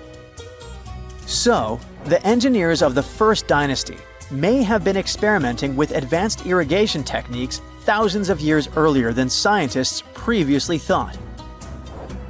But then again, some people have doubts schist is strong enough to be used for a pumping mechanism. They suggest that artisans from Egypt's first dynasty were trying to recreate an even older object, using whatever tools and materials they had. It could be a stone replica of something originally made from metal, possibly belonging to a civilization far older and more advanced than ancient Egypt itself. One Swiss author takes this idea even further and proposes that the disc is a copy of a component from an extraterrestrial spaceship's hyperdrive, or stone model of a flying saucer. One French researcher believes the Disc of Sabu was part of a secret massive factory system to manufacture sodium carbonate inside pyramids. Some people suggest that the disc may have been a primitive tool for weaving ropes. The lobes held strands of silk or fiber that were twisted into twine when it was spun. Or it may have been a gigantic lamp. Another historical mystery is a map from 1513 that is believed to be the oldest surviving detailed map showing the Americas. The author of the map is a Turkish captain, Piri Reis. He never crossed the ocean himself and put together this map from 20 regional maps. He used an Arab map of India. 4 Portuguese maps showing India and China, and a map of America by Christopher Columbus as he saw it. This last map was lost for many years, so Rees's map gave us an idea of what Columbus must have recorded during his 3rd voyage to the New World. A historian who studied the map suggested that it showed Antarctica in prehistoric times because it strangely resembled Antarctica's true coastline, the way it looked when it was free of ice. But it was later proven that this idea wasn't right. Another idea that rocked the science world was Klerksdorp spheres. They were found in deposits of mineral pyrophthalate in South Africa and looked like tiny ancient cricket balls with lines around the middle. Back in the 1980s, there was a theory that some super advanced pre-flood civilization we know nothing about had made these spheres. One journalist shared stories about how they rotated on their own in a display case. There was also a TV show that invited a psychic who was telling everyone the spheres were pieces of an ancient spaceship. But according to geologists, these spheres are pretty regular spherical objects formed from different minerals than the surrounding rock. The seam-like lines on them are just imprints from the host rock's layers building up over time. The Klerksdorp spheres come in different shapes, from flattened spheres to distinct discs. As for that episode when one of these spheres spun on its own, the curator of the Klerksdorp Museum cleared that up too. He said that when he put one sphere on its glass shelf when the journalist came to visit, the sphere rotated a bit because it's round. There are some gold mining activities going on nearby, so the land where the museum stands often experiences earth tremors. In a remote part of China, there are some bizarre pipe-like formations known as the Beigon Pipes. A local explorer found them back in 1996 protruding from Mount Beigon and along the shores of Tosan Lake nearby. Some people thought they were the work of ancient guests from other planets. When scientists tested samples of the pipe material, they found out that they contained mostly common minerals, but there was a mysterious 8% of unknown stuff. Some extra tests showed that these pipes had been there before humans. Chinese geologists later visited the site and suggested that these pipes were formed naturally over time. It was probably fossilized tree roots from the area's super green past. It's still a real mystery with no clear-cut answer. While digging a trench along a river in Romania, workers found a wedge, which is now famous as the aluminum wedge of Ajud, or the object of Ajud. Right next to it, there were some mastodon bones. Those distant relatives of elephants lived 11,000 years ago. So some people concluded the wedge is of the same age. The cool part is that it's made of aluminum, but this metal wasn't discovered until the 1800s. This material requires serious heat to produce. The wedge is said to be covered in a thick layer of oxide that's been sitting there for hundreds of years. Some folks believe this wedge must have crash-landed here on a spacecraft from some other planet. Some scientists think it's all a hoax, and others suppose it might be a human-made object with an unknown purpose. Archaeologists have been studying Petra in Jordan for 200 years, and in 2024, they found something they had never seen before. It's a tomb with at least 12 complete human skeletons and artifacts that are over 2,000 years old right in front of the treasury. Bronze, iron, and ceramic items were placed with the deceased, which shows how people honored their loved ones when they passed away. It's a rare chance for scientists to learn more about the Nabateans, an ancient group of Arabian nomads who built Petra. The objects found in the tomb under Petra's treasury are in amazing condition, but the skeletons became fragile because it's damp inside the tomb. They plan to study the remains and extract DNA to see if the people in the tomb were related. While some scientists are solving tomb mysteries, others have trained AI to find new ancient sites for them. They've created an algorithm that works with a special type of satellite imagery. This technique uses radio waves that can peek under things like sand, soil, and even ice to find hidden objects. AI will help search a huge desert on the Arabian Peninsula called the Empty Quarter for archaeological treasures. The lead scientists of the experiment trained the algorithm to recognize hidden locations using data from a site they had found before. The new tech can discover buried structures within 20 inches, which is very precise. Another groundbreaking tech, LiDAR, which means light detection and ranging, helped archaeologists reveal new hidden cities all around the world. LiDAR can see big structures beneath layers of vegetation and map even subtle changes in ancient landscapes. They use it to scan large areas from a small plane flying over places that aren't so easy to study from the ground, like dense jungle. In 2024 alone, they found new Maya settlements in southern Mexico, gardens, roads, and rivers in Ecuador's Amazon rainforest, ancient ruins on the Pacific island of Tonga, and the remains of 2 medieval cities along the Silk Road route in Uzbekistan.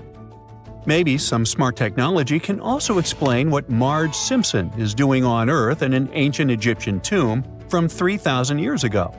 The drawing, featuring a woman with yellow-colored skin, a blue crown, and a green outfit, is alarmingly like the famous cartoon character. If you don't see a resemblance here, I hope you'll at least enjoy an amazingly well-preserved necklace with amethyst and agate beads. It's from another recent find from Egypt, an ancient tomb with 11 sealed burials near Luxor. Archaeologists also found 2 copper mirrors, one with a lotus-shaped handle and the second with a unique design of the deity of the sky, women, fertility, and love in ancient Egypt. The hair of the figurine was originally made from almost 4,000 mud beads. Another awesome find from 2024 is an ancient Greek shrine with intact burials, a sarcophagus, and plenty of gold inside. They think it was built before the year 300 before the Common Era, and the marble lions, also found inside, were made from the same marble as the Parthenon in Athens. Greece is so full of ancient treasures that the city of Thessaloniki will house around 300,000 of those artifacts in their new subway system. Meanwhile, archaeologists in France have found a monument unlike any other, and they can't figure out what it was used for. It's direct proof that people used to live here between the Neolithic and the early Iron Age periods. The coolest part is a monument made of 3 unique shapes that fit together like puzzle pieces. Some gravel found in the monument could mean there used to be a wooden fence called a palisade. People who built it probably used it for protection or decoration. The team studied the layers of soil around the monument to learn more about its origins. The only tools found so far were sharp flint stones, not the cartoon characters, which were used during the Neolithic period. The next step will be radiocarbon dating to figure out exactly how old the site is. Now, the oldest saddle ever found so far was found in the grave of a woman near the edge of the Taklamakan Desert in northwest China. This saddle is the oldest ever discovered. It was crafted from pieces of leather that were sewn together and stuffed with straw and animal hair to make it soft. Now, normally, things made from natural materials like this don't last very long because they rot or fall apart. But the Taklamakan Desert is so dry that it helped preserve the artifact. The herdswoman who used the saddle was buried in her full riding attire, so this proves that not only men used saddles and took part in herding and traveling. Now let's shift to Guatemala, where an ornate jade mask made by the ancient Maya people was waiting for centuries to be discovered. Scientists use radiocarbon dating to figure out the age of the mask. They believe the mask may represent a Maya storm deity, a powerful figure in their mythology. These kinds of masks were often made to honor Maya royalty, and they were placed in the tombs of kings and queens when they were buried. The king's tomb was also decorated with carvings made using tools crafted from volcanic obsidian. After 15 years of searching, scientists may have finally figured out where the altar stone of Stonehenge comes from. They compared the tiny minerals inside the altar stone with rocks from many places in Wales and England and ruled out lots of spots. Then they found the perfect match with a place in Scotland, more than 466 miles away from Stonehenge. This area might even be Orkney, a group of islands in the far northeast of Scotland where a lot was going on during the Neolithic period. The big question now is how ancient people moved such a massive stone so far. The altar stone is over 16 feet long and weighs more than 6 tons. The new theory is that they might have used boats to carry it across the coastline and rivers. Once it was close to Stonehenge, they theoretically dragged it across the land using wooden sleds, ropes, and a lot of teamwork. Meanwhile, in the north of France, an ancient home popped to the surface during the construction of a new house. It turned out to be a luxury urban house for the elite from the 2nd century of the Common Era. The inside of the house was destroyed by a fire, but under the destroyed layer, there are beautiful, real-size fresco paintings. Turkish archaeologists unearthed the arm and foot bones of elephants that lived around 9 million years ago. They also found fossils of early horses, giraffes, and even saber-toothed cats. They've already identified 43 distinct types of animals from this site and collected more than 4,000 fossils. One more cool find from Turkey is a 64,000-year-old workshop inside Antikythera cave. It looks like people used it for 24,000 years non-stop. There are some tools inside, like flakes and blades, which were made inside the workshop.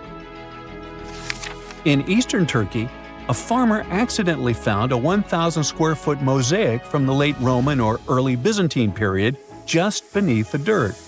Experts say it's a one-of-a-kind thing from this region, and it's still in one piece after all this time. The pattern shows dozens of trees, plants, and animals that were found in ancient Turkey. There could be more treasures in the area, so they plan to keep digging. Our final stop will be in Sicily, where archaeologists uncovered a huge ancient thermal complex. Inside, they found 2 rooms with floors covered in colorful mosaic designs, along with a large courtyard surrounded by arched wings. As they kept digging, they discovered more parts of the ancient city. They found new roads and the remains of a huge complex, along with stretches of old stone walls that were part of the city's fortifications. These discoveries are helping scientists imagine what the city might have looked like during ancient times. No one knows for sure whether the bathhouse was built by the Greeks or the Romans, since both civilizations lived in Sicily long ago. Now, have you ever seen cricket balls that are 3 billion years old? Klerksdorp spheres were found in deposits of the mineral pyrophyllite in South Africa and rock the science world. They do look like tiny ancient cricket balls with seams-like lines around the middle. Back in the 1980s, some folks claimed these spheres had been made by an advanced pre-flood civilization we know nothing about. One museum curator shared stories about how they rotated on their own in a display case. There was also a TV show that invited a psychic who declared the spheres were pieces of an ancient spaceship. But according to geologists, these spheres are actually pretty common concretions or spherical objects formed by different minerals than the surrounding rock. The seam-like lines are just imprints from the host rock's layers building up over time. The Klerksdorp spheres come in different shapes, from noticeably flattened spheres to distinct discs. As for that episode when one of these spheres spun on its own, the curator of the Klerksdorp Museum cleared that up too. He said that when he put one sphere on its glass shelf when a journalist came to visit, the sphere naturally rotated a bit because it's round. The area where the museum is located often experiences earth tremors from gold mining activities nearby. The oldest known human-like footprints could be 6 million years old. They were found on the Greek island of Crete in 2002. If the number is correct, it would mean that early human ancestors may have migrated between Europe and Africa much earlier than we previously thought. This doesn't mean Africa is not the cradle of humankind, though. It could just prove that early human ancestors moved back and forth between continents. Some researchers believe the footprints were left by a bipedal creature possibly related to an early human ancestor nicknamed El Greco. According to scientists who studied them, the footprints have a very human-like shape, with 5 toes and a parallel big toe. Some scientists are skeptical about it and suggest the prints might be from a late European ape. The new study analyzed fossilized marine microorganisms found in the sedimentary rocks to determine the footprint's age and prove it's actually 6 million years. The next amazing find that keeps scientists entertained is the Dorchester plot. It's a beautifully crafted metal vessel with some fancy geometric designs embossed in shiny silver. The pot was discovered in, who could have thought, Dorchester in 1852 under quite unusual circumstances. During a powerful blast, the pot broke into two pieces. Scientists believe it was originally embedded within a rock or boulder known as pudding stone. The rock from which the Dorchester pot emerged is dated to be around 500 million years old, so it could mean the pot itself is also that old. The current and less exciting theory suggests that the Dorchester pot is a Victorian-era candlestick holder. Such things were really trending back then, so it's not a surprise to find such fancy household item from that time. The Dorchester pot falls into the category of ooparts, or out-of-place artifacts. Those are objects that seem too advanced for the time period they're supposedly from. If we accept that the pot is 500 million years old, then whoever made it was way ahead of their times in terms of crafts and tech. One extra mystery is that the pot has an engraving of a plant that most likely disappeared from Earth over 100,000 years ago. Sounds like good proof the pot is really extra old. Now, it looks like the oldest map in Europe is a stone from 4,000 years ago. This Bronze Age slab was found in France in the year 1900 at an ancient burial ground. The carvings on the slab show in 3 dimensions the River Odey network with a fantastic accuracy of around 80% over an 18-mile stretch. There are other stone-carved maps around the world, but this one is unique because it shows a specific area to scale. Looks like the slab's carvings don't just map rivers and hills, but also settlements, barrow sites, and field systems. Archaeologists say the slab wasn't used for navigation, but rather to symbolize power. The detailed markings on the slab might have served to illustrate the domain of a local ruler, possibly a prince or king, to show their control over the territory. When the ruler lost power, the slab was likely repurposed as part of a burial vault. The unique artifact was stored in the cellar of a museum. For decades, no one even noticed until several scholars read older reports about the slab and decided to check it out. They conducted a detailed analysis using 3D techniques. Their research proved that the creators of the slab had not only etched lines into the rock, but also modified its surface to reflect the topography of the landscape with high accuracy. The Salzburg cube, also known as the Wolf's Egg Iron, was discovered in the late 19th century in Austria. Now, don't let the name mislead you. It doesn't look like a cube at all. It's more like a rounded object with 2 flat sides. Down the middle, there's a groove, and the surface is covered with pits and craters. This unique appearance is the reason why many people think it might be something out of this world. Workers accidentally found this artifact when they blew apart a piece of coal. The coal seam it came from is thought to be over 60 million years old.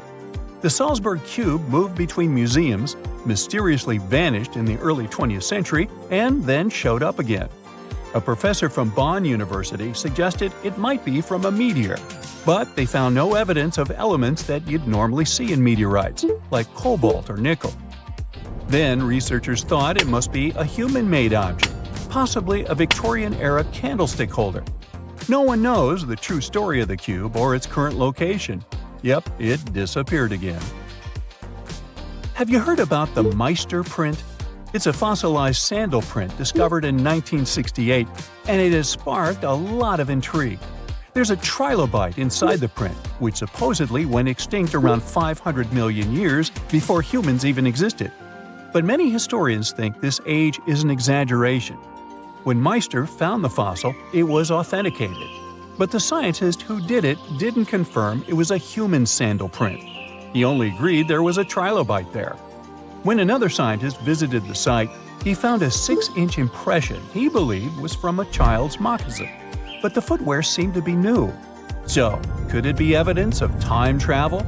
Proof that humans existed millions of years earlier than we thought? Or a sign that someone else visited early Earth? Or is it just a rock formation that looks like a sandal print? We still don't have the answers. Back in June 1936, a couple was walking along Red Creek in London, Texas. London, Texas? Yeah, when they stumbled upon something unusual. It was a piece of wood sticking out of what seemed to be an ancient rock formation. About 10 years later, their curious son decided to crack open the rock to see what was inside, and he saw a hammer, which looked surprisingly modern. Then, one unique finds enthusiast decided that the rock encasing the hammer was from the Cretaceous period. This would mean that someone dropped a 19th century hammer while dinosaurs like Triceratops were still roaming the earth. So, if this hammer was truly from the Cretaceous period, then the whole evolutionary theory would be wrong. And if the hammer was modern, it would mean the Cretaceous rock formation it came from was much younger than we thought. But the real answer was much simpler. The hammer was indeed modern, and geological processes had encased it in rock. Minerals can harden around an object in a relatively short time. So, the hammer was probably dropped by a miner a century or so ago, and the rock formed around it afterwards. And no, it wasn't a Victorian-era candlestick holder either. Rediscovered structure is a giant formation in the Sahara that looks exactly like a giant bullseye. It's so wide that you can see it from space. Even the CIA got interested in it. In 1965, they planned a flyover looking for geomagnetic anomalies. The findings are still classified. Perhaps the theories are true, and this place is truly the lost city of Atlantis. Now, Atlantis supposedly sank beneath the waves, but recent discoveries are pointing us in a different direction. This is an ancient story that goes far back in time, and Plato was the first to mention it. The place had loads of greenery and a curious structure: 3 concentric circles of land surrounding 2 circles of water. 2 key quotes from Plato's writing suggest that Atlantis might not have been a typical island in the middle of the ocean. Plus, Atlantis had a major influence from Africa and Europe, challenging the idea of it being in the Atlantic. It turns out that the Eye of the Sahara and Atlantis look alike. When astronauts saw the Eye of Sahara from above, they initially suspected a meteorite impact crater, but the rings of the structure matched the layout described of Atlantis. More importantly, the Sahara wasn't always a desert. It turned from a tropical region into a desert around 11,000 years ago. Researchers found evidence of a massive river called the Tamaracet that could have sustained a community. This river flowed toward the Rediscovered structure, aligning with Plato's description. The Trans-Saharan Seaway ran through the Sahara 50 to 100 million years ago. The sea allegedly destroyed Atlantis around 11,500 years ago, likely due to a rapid rise in sea level caused by the end of the Ice Age. NASA's Worldview imagery shows patterns consistent with this theory. Those concentric rings might be a key to unlocking the secrets of our planet's evolution over millions of years. They're shaped by erosion on resilient rock layers, creating a spooky pattern of ridges and troughs. The central peak stands proud at 1,300 feet. The central part has undergone a significant erosion makeover, revealing a circular structure with a raised peak. Unlike impact craters, the Eye of the Sahara flaunts a striking balance and symmetry. Some say it results from rock uplift, sculpted by wind and water. Others think it's an ancient anticline, eroded to reveal its concentric glory. Then there's a salt diapir theory, suggesting that salt's buoyancy sculpted this beauty. Dating techniques have proved that it formed 541 to 252 million years ago, give or take a million or two. Ancient tools are scattered around the outer rings of the structure near riverbeds. Some older stone tools have also been spotted in the same areas. And still, even though some spear points from the Neolithic period have been found, there aren't many signs that people were living there back then. The area seems to have been used for short-term activities like hunting and making tools.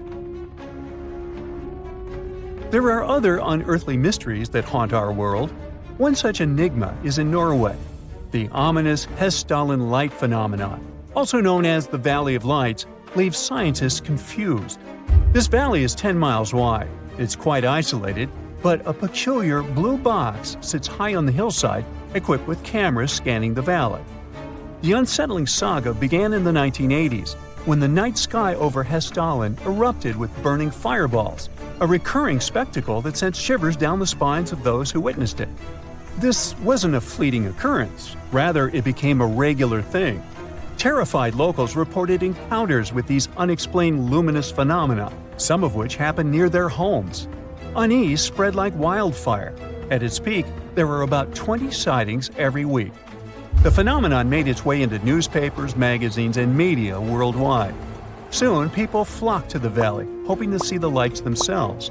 In 1984, experts joined the fray, armed with sophisticated instruments like magnetometers, radiometers, and other ometers. What they encountered was mind-bending, lights that defied explanation. Some moved at a leisurely pace, while others raced through the sky at an astonishing 19,000 miles per hour. People tried to explain these lights: airplanes, distant reflections, ball lightning, satellites, planets, meteors. But the speed and how these lights danced ruled out all those theories.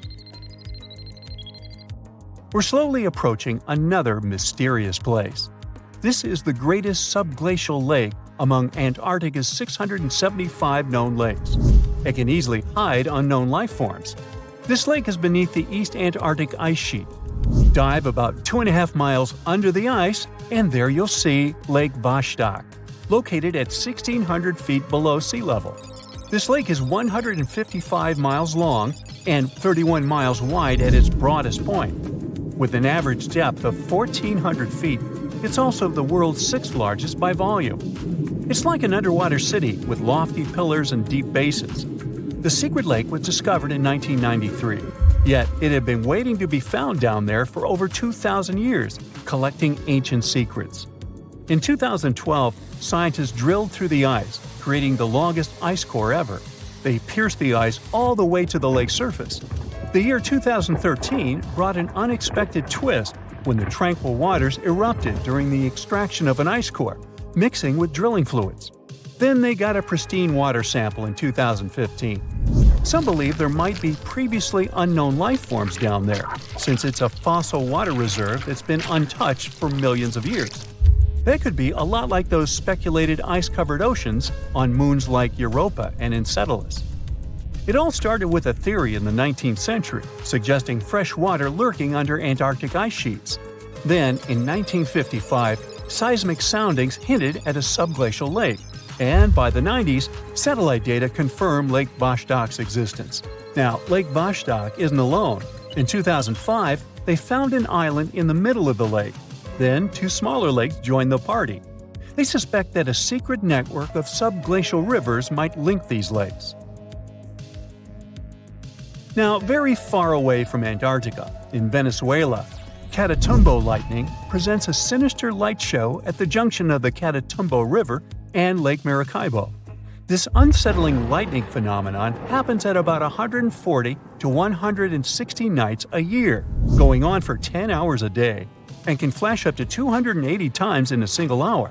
The frequency of this lightning show changes with the seasons and from year to year. There was a break between January to March in 2010, causing a bit of worry that it might vanish forever. As the sun sets, winds from the east start picking up speed. The strong wind is called a nocturnal low-level jet, like what you see in the Great Plains of North America.